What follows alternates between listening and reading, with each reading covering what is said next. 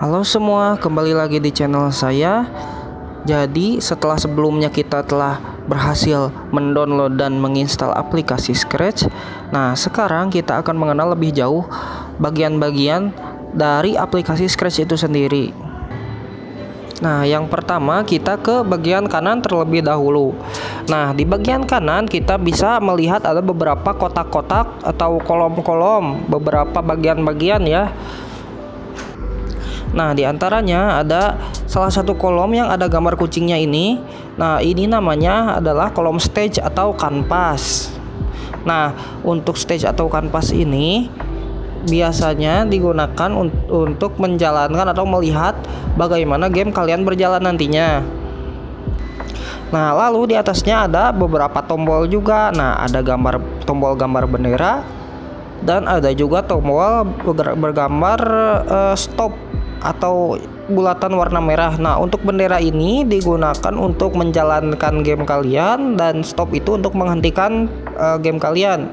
Yang bendera itu bendera hijau bernama go dan yang merah itu stop.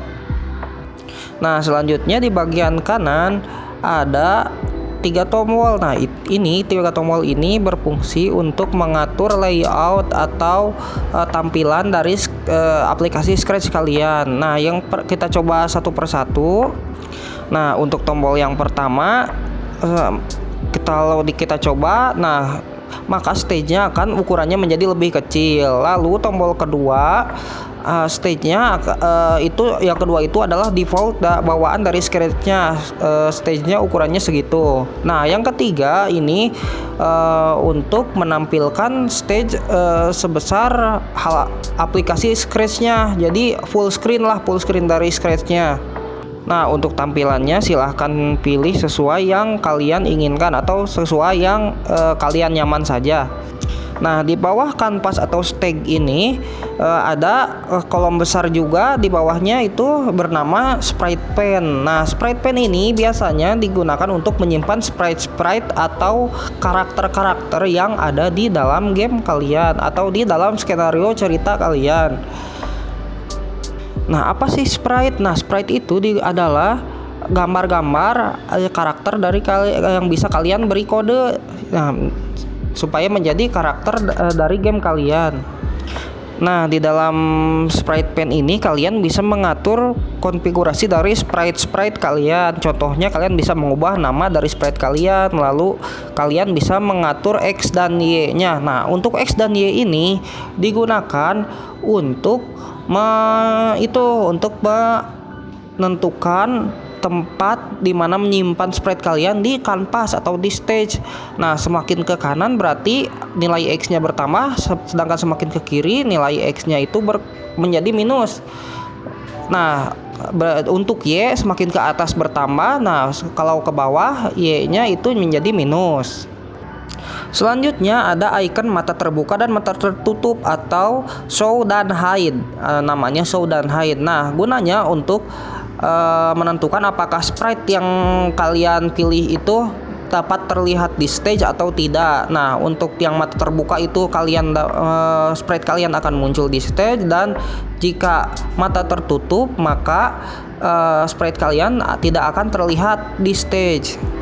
Nah, selanjutnya ada size. Nah, size ini berfungsi untuk mengatur ukuran dari sprite kalian. Contohnya ketika misal kita ingin membesarkan sprite atau mengecilkan sprite dulu, misal kita ganti nilainya menjadi 50, maka akan mengecil.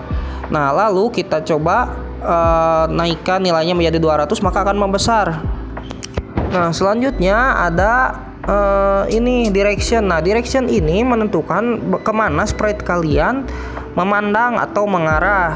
Nah, direction ini menggunakan nilai angka derajat. Nah, derajat ini kalian mungkin sudah pernah belajar di matematika tentang sudut. Nah, tentang sudut ini dipakai juga di direction ini, ke arah mana si sprite kalian ini nantinya akan memandang atau mengarah.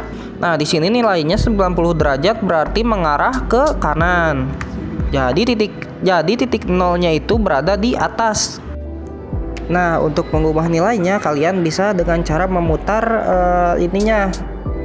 sudutnya. Ya, silahkan diputar saja. Nah, jika dilihat maka si kucing di kanvas pun ikut berputar juga ketika kita memutar directionnya.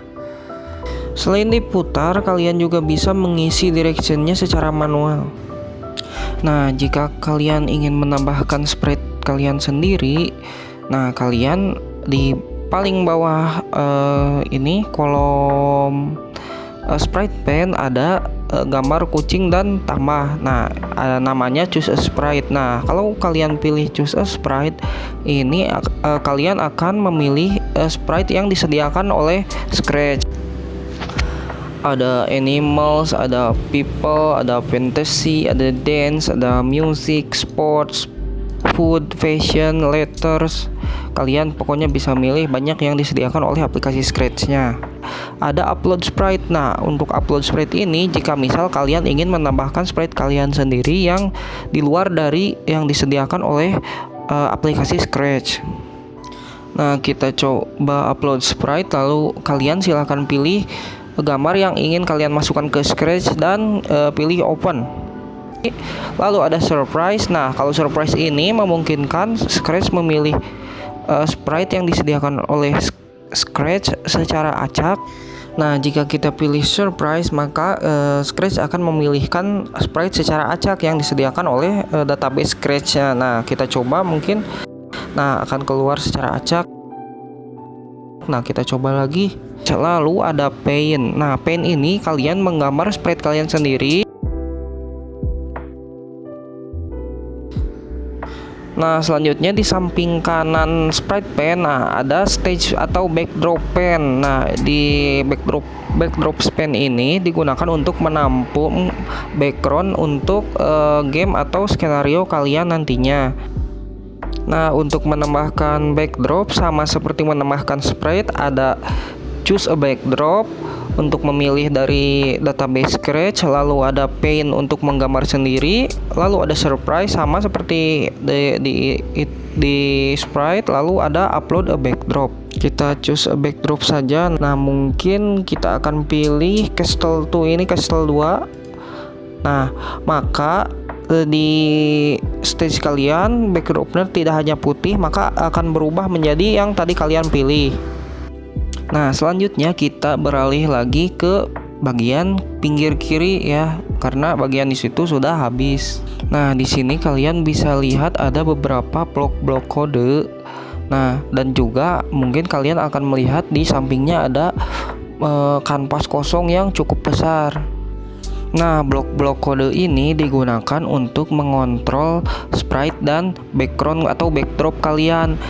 Kecuali untuk backdrop ini untuk bagian motion ini tidak ada isinya, jadi tidak bisa diberi motion untuk background. Nah, lalu kanvas kosong yang besar ini digunakan untuk menyusun blok-blok kode kalian untuk sprite kalian nantinya. Nah, kita coba misal ketika kalian mengklik bendera hijau, nah pilih di event itu ada when bendera hijau klik. Nah, maka itu akan bersuara meong. Nah, kita ke sound lalu pilih play sound meong until done. Nah, sekarang coba tekan bendera hijaunya. Nah, akan bersuara kan ya. Nah, blok-blok kode ini nantinya bisa kalian gunakan semuanya kebutuhan kalian saja. Nah, blok-blok kode ini dibagi juga menjadi beberapa kategori. Yang pertama ada block motion, digunakan untuk biasanya pergerakan. Selanjutnya ada block looks. Nah, looks ini digunakan untuk mengubah tampilan sprite biasanya. Lalu ada sound, biasanya digunakan untuk memutar atau pokoknya mengelola suara. Selanjutnya ada event. Nah, event ini digunakan untuk lalu ada event. Nah, event ini biasanya berkaitan dengan suatu kejadian ya. Jadi mengatur sebuah kejadian biasanya. Nah, misal ketika bendera hijau diklik, lalu misal ketika suatu tombol ditekan dan sebagainya. Lalu ada kategori kontrol. Nah, untuk kategori kontrol ini biasanya digunakan seperti namanya untuk mengontrol atau mengatur, bisa mengatur waktu, bisa mengatur perulangan, bisa mengatur percabangan dan sebagainya.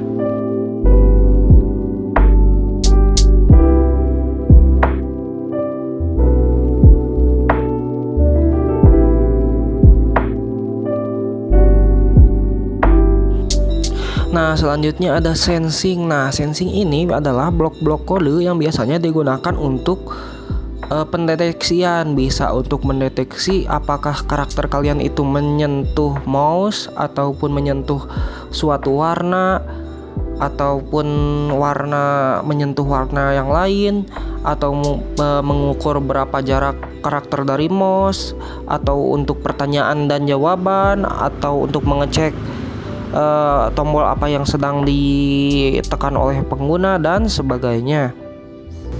Lalu selanjutnya ada kategori operator. Nah, operator ini biasanya digunakan sebagai kode yang ditujukan untuk operasi aritmatika ataupun memilih angka acak dari suatu rentang, ataupun menentukan apakah lebih kecil, lebih besar, atau sama dengan, atau untuk operator logika seperti dan, atau, dan negasi, dan juga sebagainya. Nah, selanjutnya ada variabel. Variabel ini digunakan untuk menyimpan nilai atau membuat sebuah nilai, menyimpan nilai yang akan kalian gunakan di game atau skenario kalian.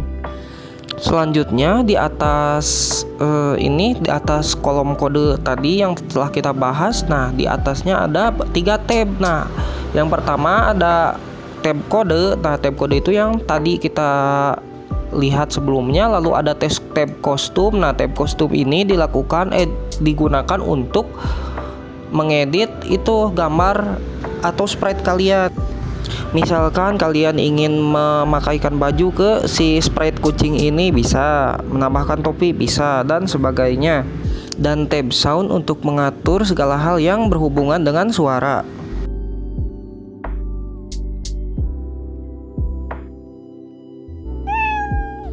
Nah, untuk sound juga sama, bisa kalian tambahkan seperti sprite dan backdrop. Nah, selanjutnya di atas ada gambar bola dunia. Misal digunakan untuk mengganti bahasa. Misal kalian ingin menggunakan bahasa Indonesia, bisa. Nah, lalu di sebelahnya ada menu file, digunakan untuk mengatur project kalian. Yang pertama ada new, digunakan untuk membuat project baru. Lalu ada load from your computer untuk membuka project yang telah kamu simpan sebelumnya di komputer kalian, dan ada save to your computer untuk menyimpan project kalian. Lalu di sebelah menu file ada menu edit. Nah, di dalam menu edit ini ada restore sprite untuk mengembalikan sprite ke kondisi semulanya. Misalkan kalian telah mengedit sebuah sprite tapi kalian tidak suka dengan hasilnya, kalian bisa mengembalikan sprite ke keadaan semulanya. Selanjutnya ada turn on turbo mode. Nah, untuk turn on turbo mode ini digunakan untuk mempercepat kinerja dari pengerjaan dari project kalian. Selanjutnya ada tutorial. Nah, ini biasanya berisi tutorial-tutorial yang bisa diakses di website Scratch. Selanjutnya ada nama dari project kalian. Nah, kalian bisa ubah namanya sesuai keinginan kalian. Nah, mungkin untuk video kali ini cukup sampai di situ. Nah, jika kalian suka silahkan klik like dan berikan komentar, dan jika ingin mendapatkan update dari channel saya silahkan klik subscribe. Terima kasih, mohon maaf bila ada kesalahan, dan sampai jumpa di video berikutnya.